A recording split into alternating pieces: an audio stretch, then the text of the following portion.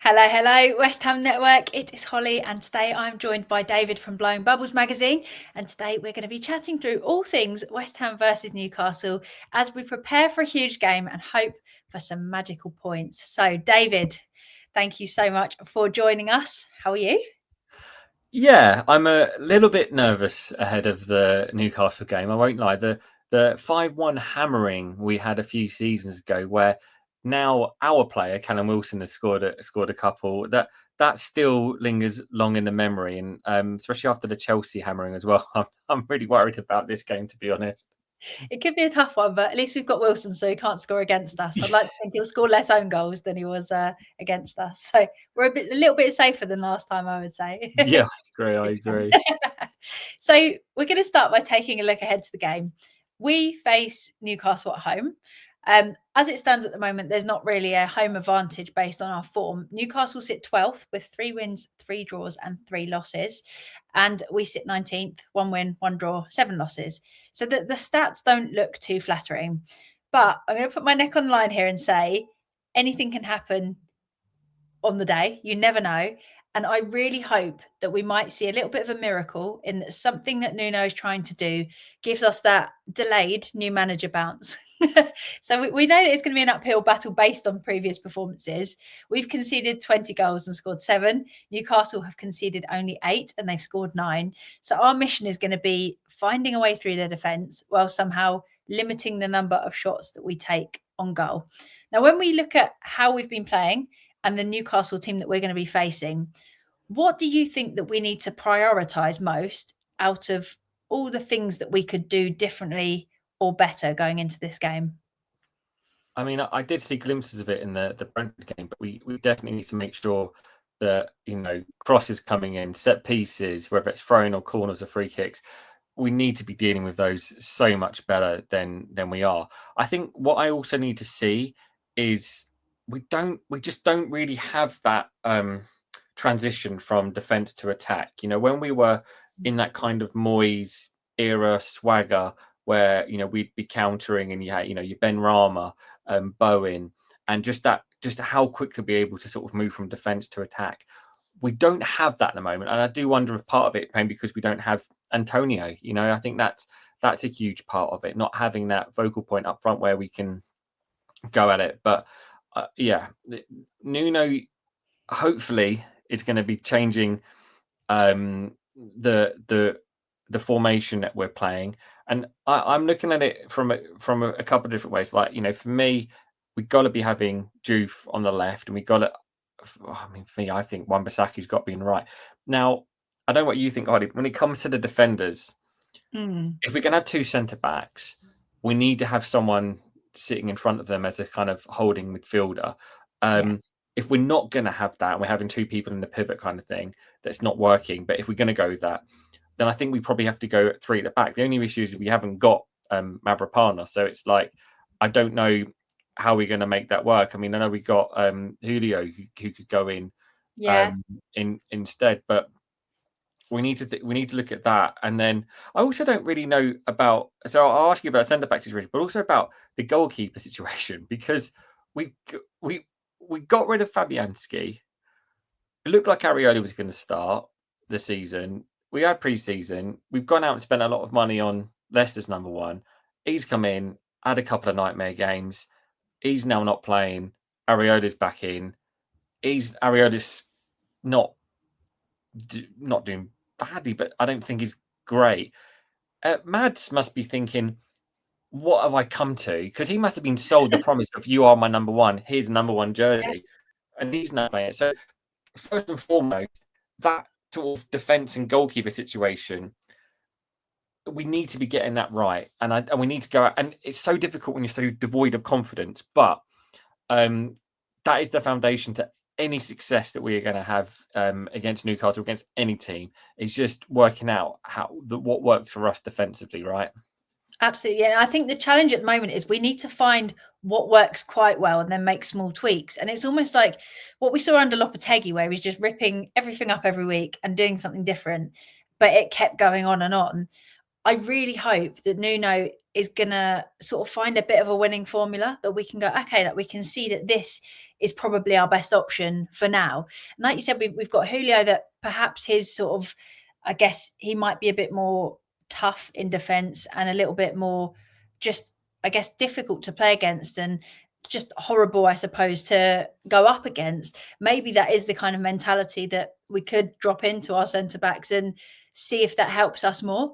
And I think it will be interesting to see what happens, because Mads, like you said, must have come in thinking he was going to have a good part to play at West Ham, had a couple of shockers. Naturally, we've dropped him. And I think we couldn't afford at that moment in time, and we still can't, to risk more shockers for him or for us conceding so many goals. But perhaps that was a sign that that whole area, we're not really, from defensive mid to centre backs, it's too easy for the opposition to come through the middle there. And naturally that comes with shots on goals. But if we can find that winning formula to get everyone communicating and players filling in for each other and just gelling a little bit better, I think it would help so much. I'm not saying we're going to be able to turn any of them into world-class centre backs, but I do think we can do better even with the players that we've been playing. But it's very hard to see when you've been watching the games that we have recently.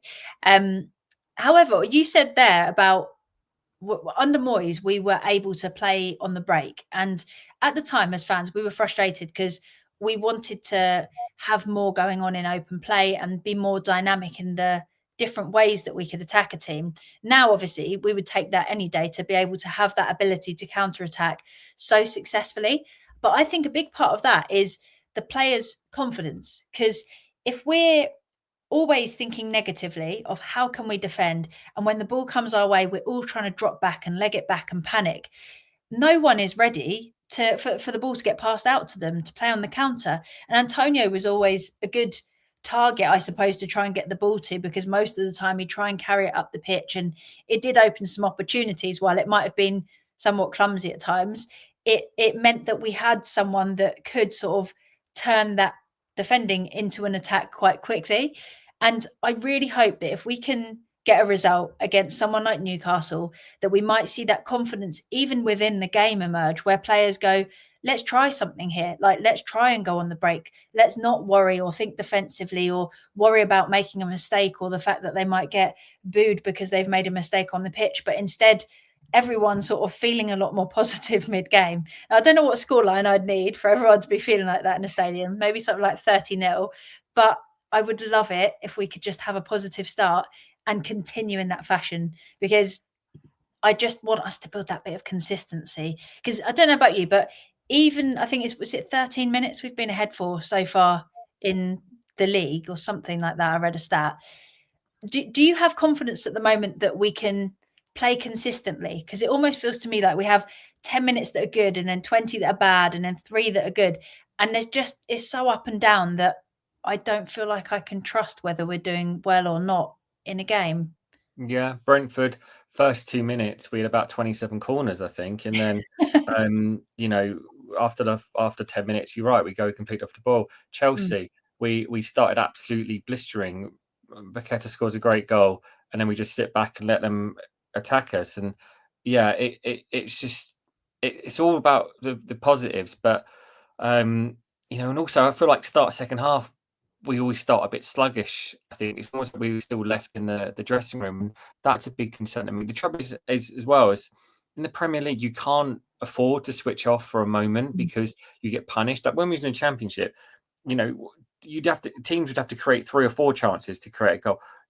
You only need 1 in the Premier League, and teams will punish you. And I think when you compare sort of West Ham's starting 11 to Newcastle's, there's so much I really do like about Newcastle's squad, because they have got money, they have spent money, they have had their wings clipped slightly with all the financial rules, but they've got such a good core in their team. When you think about having Pope and Joe Linton, Tonyali's back, and the new striker they've got up front as well, the German guy. Woltemade, yeah.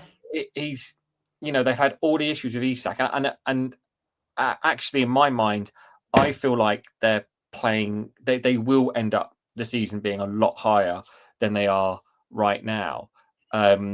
and there's so much that I like about them that I wish that we had. Like they've just got that. They just keep adding, strengthening and doing that. And Arsenal have done the same as well. You look at Arsenal now; they've now got almost like two 11s really that they can kind of interchange and stuff, and everyone knows their roles. I think Eddie Howe's doing a fantastic job at Newcastle. And I look at so many of their players, and you look at them and you go, yeah, solid, does their job. Everyone knows their job. Everyone does their job well. And even when you've got players coming off the bench like Harvey Barnes, and the amount of times that Newcastle subs come on and make an impact in the game, it's incredible, really. And they've obviously had finding that balance between having European football at the same time. But I think they're handling it all well. They've got through in the Carabao Cup again. Going for that, so it's a really good time to be a Newcastle fan at the moment. And I think what concerns me is if we start the game positively and we're not making any inroads, I find a lot of teams come to us and they just kind of say, we'll just soak up that early pressure from you. We'll suss you out. And then slowly but surely, as the half goes on, we become more and more entrenched in our half. The fans get more frustrated. We're not being able to have any impact on their defense or their goal. They score, everything deflates. And so, yeah, whilst you're right, we need to find a way, starting fast, getting the fans on the side. Then we need to get a goal. Then we need to actually go, okay. And when I was playing football, you do the same. There'd be someone that goes, right, it's 0-0 now. We start again. Yeah, And yeah, instead we go, oh, we're 1-0 up. I know what to do. Let's just start retreating. And he's just like, it's maddening when we do it. And I don't know why we do it. I would much rather us, especially with situation we now, I'd much rather us be more progressive and actually go and attack and actually get, if the ball's not anywhere near our goal, they ain't going to score. And for some reason we decide, let's let the team play all their game in our half and then we'll just see how long we can last. It ain't going to happen. So yeah, I think for us to stand any chance against Newcastle, we need early goal. We need to come back. We need to absorb that, 4 or 5 minutes after we score. It happens all the time. That's the most dangerous time after you score. Restabilize ourselves, kick in again, and try and get another goal before half time. And then I think if we can manage that, then the team talk becomes key. Start the second half's key. But if we can ride through that and get to 70 minutes, 2-1 up, then I think we may have enough to keep it going if the fans are going to get on, supporting the players on the pitch. Absolutely. And I think what you said there, kicking on after we've maybe stabilised it, is probably the most important part of it. Because if you sit back and then you allow them to get into the game, I think that's what's been punishing us, because you can only absorb serious pressure for so long. And we know that we've got a squad that at the moment we do switch off, we do make split-second decisions that are bad, and we do make mistakes. And like you said, you switch off 1 second, and that split-second mistake has cost you, and then heads start dropping and it all spirals out of control. And it feels like we must find a way to turn this into positivity, where instead of us letting our heads drop because we got a goal and we've lost it again, go and get that second. At the moment, I would genuinely rather us score a goal and then lose 4-1 because all we did was attack from that point on, because we know that defensively we're not strong enough. But you can't just sit back and hope to maintain a 1-0 lead if you are getting attacked the whole time. And the only way to stop them attacking you is to attack them. Because if you're Newcastle and all we're doing is absorbing pressure, all you want to do is just keep attacking and attacking, and you're not even thinking about needing to defend. And then suddenly the whole mindset shifts because they're thinking in terms of attacking, and all we're doing is panicking, trying to minimize damage, and not getting ready for that break, that run, that quick pass that we could make, and making more negative passes, naturally trying to protect ourselves. So I really hope that we get a good start, a good atmosphere at the stadium as a result, and just a good positive feel around the game where we can actually be pleasantly surprised. And we were talking before we started recording that we used to, every team, you get points you don't deserve. You get a draw that you didn't deserve. You get 3 points when you go, oh, we nicked that. We really didn't deserve that. And at the moment, that just doesn't seem to be happening for us, which I think in football as a whole is quite rare, that you literally get nothing sort of for a big patch of time now. So that time has to be coming. And I think we've just got to keep ourselves in the game enough, but to not give up or let our heads drop at any point and just keep battling and make it hard for them. For me, a huge worry is Newcastle's new striker, Woltemade. So, as well as him being in form, he scored 4 goals in 6 league games. He's scoring all over the place, and he's 6'6". Now we know that we're struggling to defend against set pieces, balls into the box. So having what is probably classed as an actual giant up front for them, I think, is going to be a real challenge for us. Do you think having someone with that height is going to make it that much harder for us? Or do you think that we should just be treating him as just another striker and we just need to make sure we do the basics right in Yeah. defence?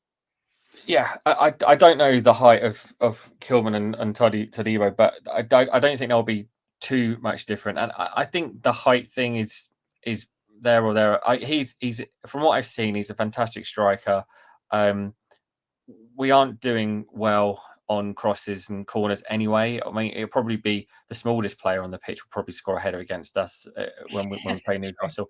I think my concerns are, like I thought against Brentford, we're getting bullied, and I'm not saying that I think Newcastle are a team full of bullies, but they will dominate us in every. I'm looking at their squad, and I'm just looking through, and like in the middle of the park, they're going to absolutely dominate our midfielders. And I think Nuno said it, maybe after the Leeds game. It's all about individual battles. Yeah. How many of those can you win across the park? And you're asking from the striker's perspective. Personally, you would hope that our defenders can deal with someone of that stature. Yeah. But on the other side of it, you got there's so many other elements to it, and I do worry about midfield. I do worry about us going forward as well. You look at their defenders, and again, get ready to see Paquetá on the ground loads against Newcastle, because I think he's just going to be bouncing off them, falling to the ground, and trying to get stuff while they're running through. I, you know, yeah, I'm going to go to the game full of hope that everything that you said, Hoddy, because I think with this game you're far more glass half full than I am. I am going there, and I want to see us be so much more competitive. I want to see us winning our individual battles, and something we didn't do against Brentford as well is I need to see us competing for the second ball. The amount of time that Brentford won the second ball, and there was no one else near it, that frustrates the hell out of me. You can see where the ball's going. You can see the West Ham player. There must be a player who can go nearby. It doesn't take a rocket science to think if Bowen's going up against someone who's taller than him, or Paqueta's going up to someone who's taller than him, they're not going to win the header. Where are they going to head it to? Roughly around this area. All right, well, I need to be there to try and challenge for that second ball. And that's where I think Newcastle are going to get us. They're going to bully us. They're going to be competitive against us. They're going to be quick and sharp. You look at players like Gordon, and I think they're going to, dominate in terms of the second ball as well. So if we can if we can see improvements on that, and I think you're right as well. I don't mind seeing West Ham lose. I don't mind seeing us lose if we've been competitive, if I feel like we've been in the game. But if I go there to this game and again heads go down, or I just don't think we're doing the right things that we need to for our individual battles, that's where it gets so frustrating for me as a fan, because you just like you got to do the basics right, and we're not even doing them right at the moment, and that's such a huge worry, especially when you're playing against a team like Newcastle. When you look at their squad and you think it's a decent squad that they've assembled compared to what we're offering at the moment. I just look at our midfield, I'm like, who have we got that's going to really go against them, go toe to toe, No, definitely. I think my positivity at the moment just comes from probably more of a point of West Ham's driven me to the point of insanity. I've got nothing else to give. I'm like, look, I'm going to support West Ham regardless. So I'm either going to have a great time in a terrible season or an awful time. And I just really hope that we can surprise ourselves. I'm not expecting a result, but you said that you felt so detached from West Ham lately. And that's exactly how I felt, where I haven't wanted to watch Match of the Day. I haven't wanted to go on Twitter or X and see what everyone's saying. I haven't wanted to get involved in the debate because it's all just horrible. Like we spend so much of our time following West Ham that we love so much that it has all been so negative. So I'm trying to inject that bit of positivity back in for this game, and hopefully it rubs off on the players. I don't know how I'm intending to get it to them. I'll shout from the stands, but yeah. And what you were saying as well about winning the second ball, we see this so often, and it happens in football in general, that when the ball comes into your own box in terms of defence getting that first and second ball, the attackers will always be running at the ball trying to tap it in, and the defenders will always be flat-footed because obviously they've watched the ball come into someone else or the keeper that's parrying it away, and that gives them the cutting edge. And I would love to just see us win those individual battles, get to that ball first and second, and just have that hunger to get to the ball and just make it difficult. Be a pain. Like, I just want us to sort of not play a horrible game of football, but I want us to bully players back. I don't want us being the ones that are getting shoved to the floor all the time and going down and watching people run past us. Be difficult, get up in the air with them. Like, I just want us to go, like you said there, toe to toe with the opposition, win those individual battles. And even if we're not quite linking up so well as a team at the moment, if we are marking up with the right players in defence and going to battle with them, we should be able to compete. And I think that's where currently, regardless of whether or not we've got players that are of the level that we would hope at the moment, we have the players that we have right now, and there's all we can do is try and perform the best possible. So I think you're right in that we've just got to try and win those battles. We've got to make something happen from nothing.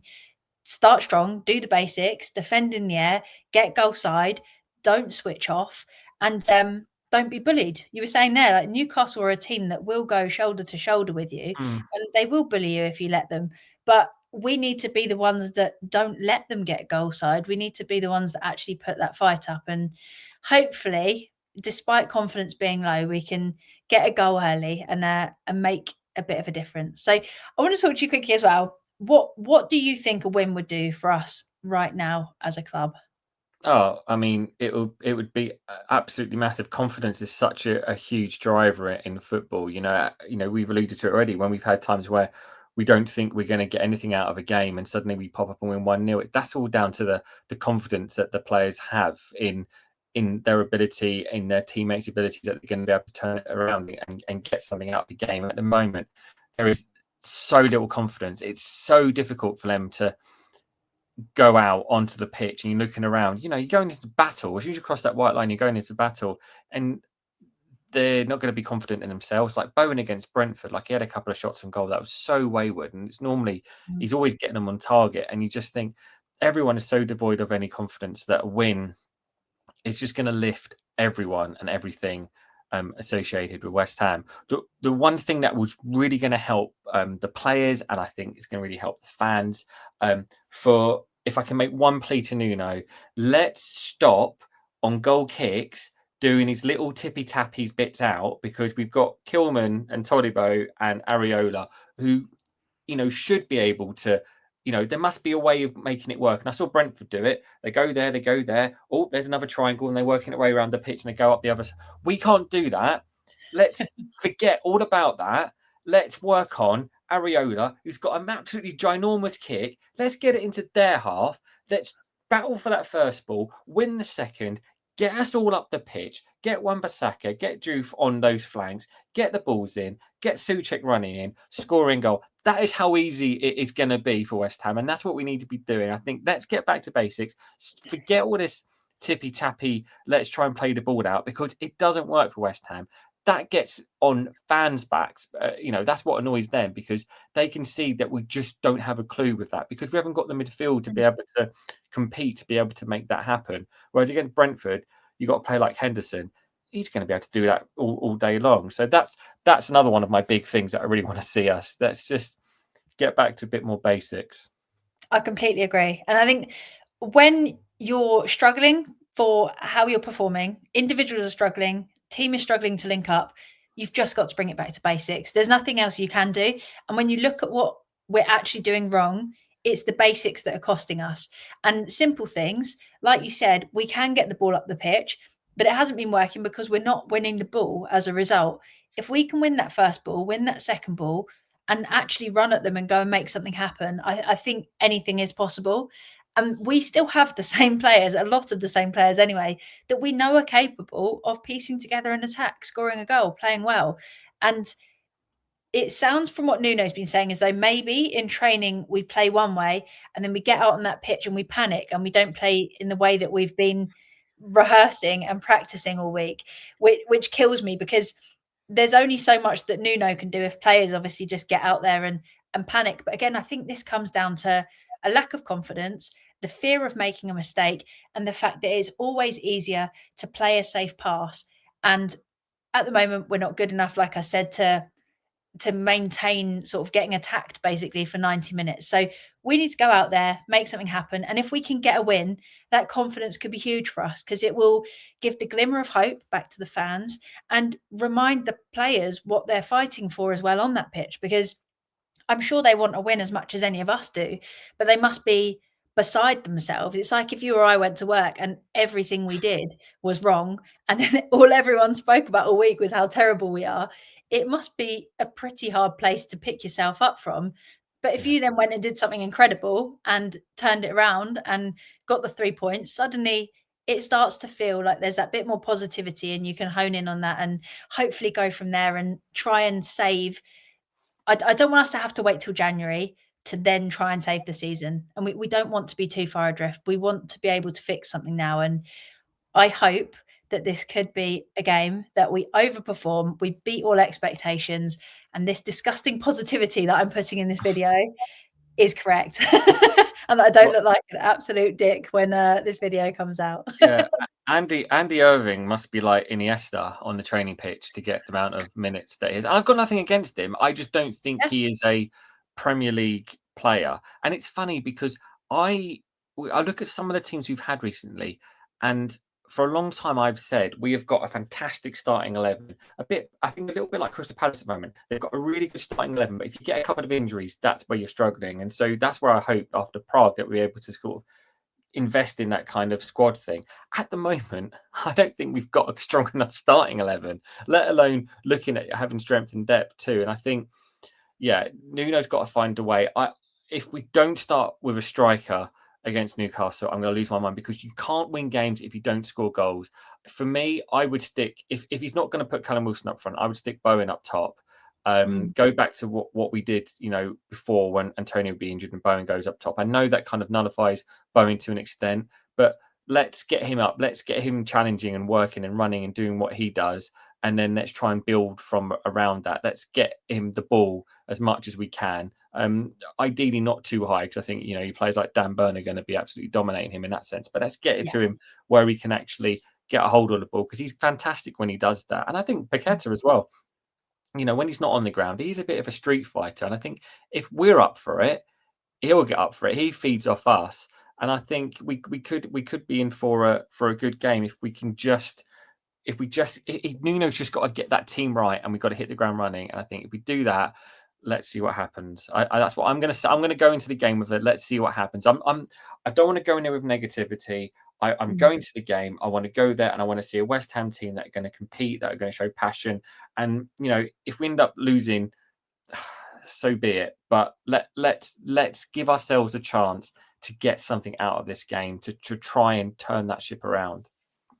Completely agree. So on that note, what is your score prediction for West Ham versus Newcastle? Are we going to lose 3-0? You can't say that after all the positivity. What a note to end on. I think I'd have to say, I'm going to say 2-1. I have no right to say that we're going to win. I have no idea who I'm expecting to score or how I'm expecting this scoreline to happen. I can't see us keeping a clean sheet, but I just want us to nick something. I want these chances that used to occasionally go our way. And there's games where the ball just drops and you go, oh, why is it always dropping for the opposition? I'm hoping that we just get one of those games where we can fluke some things, and it can just, like you said, turn the ship around, start a bit of momentum in our favour, and that we can actually hold on to that. Because I think the confidence that holding on to a half decent performance would do for the full 90 minutes right now would be huge, because we know we can score the odd goal, but I don't think the players believe in themselves that they can keep that or stop themselves conceding more goals than they're scoring for a full game. And if we could do that, it would be, honestly, huge right now. I know that's such a small goal to have, but I just think it's got to be baby steps right now.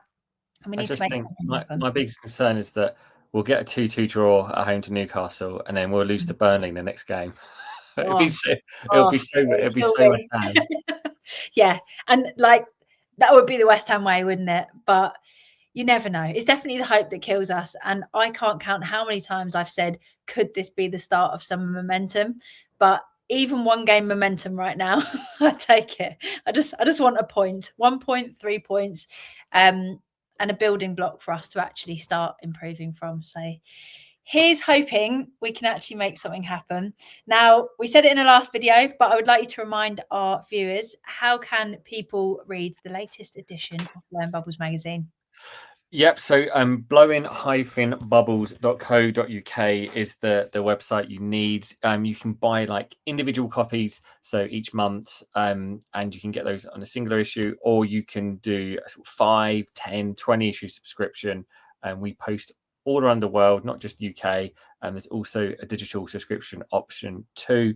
We've got such a fantastic team of writers that, you know, I always think, I sit down every month and I go, do you know what? We might struggle to come up with different content ideas. And once you think about it and all the different things that we're facing, we're never short of ideas. And I think we've got a good balance at the moment, a good team where we're kind of looking back, but also trying to look forward as well as trying to discuss what's happening right now. But it's a real privilege to still be able to sort of produce something every month that's still quite chunky. That's I think every issue covers a different chapter of West Ham life because it comes out once a month. It's always good to kind of reflect on that chapter of West Ham life, and that's what I always try and do.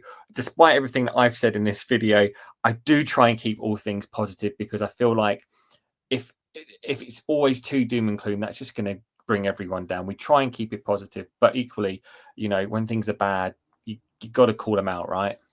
Absolutely. I think that's the beauty of Blowing Bubbles magazine. Is what we try to do on West Ham Network is get everyone's opinions and have a really balanced view based on one person that's angry, another person that's happy, and just getting people's different opinions, I suppose, on all the events that unfold at West Ham, because so much happens. You're never short of content because there are so many things that are just constantly unfolding and unraveling and changing. And I think that is the beauty of football, and it's the beauty of West Ham. And yeah, Blowing Bubbles magazine is brilliant. So for anyone that hasn't already taken a peek, I would 100% recommend it. And for anyone that hasn't already, please give this video a little like, hit that thumbs up, make sure you subscribe as well so you never have to miss an update, and turn those notifications on so you get told when we've posted a new video. David, thank you so much for joining me. I'm looking forward to speaking with you again next month as well on everything that's happening for, it will be the December issue by that point, won't it? Yeah, that's right. And get some money on West Ham losing 3-0 as well, because look, if it comes off, then you're gonna be able to go out and have a nice curry after the Newcastle game, and if we won, then you're not going to worry about the money gone, you know. Exactly. Win-win. Thank you so much for joining us, and that's been everything from me. Any final words before we wrap up our video? Keep the faith, people. We are going to turn the ship around. It might not be against Newcastle, but we will at some stage kickstart our season, and we are going to storm our way out of this relegation battle. And we're going to be all wondering what the hell we were all worried about 9 games into the season. I absolutely love it. So you heard it here first. We're not getting relegated. David Blackmore, 2025. Thank you so much for joining me. And until next time, come on, you Irons.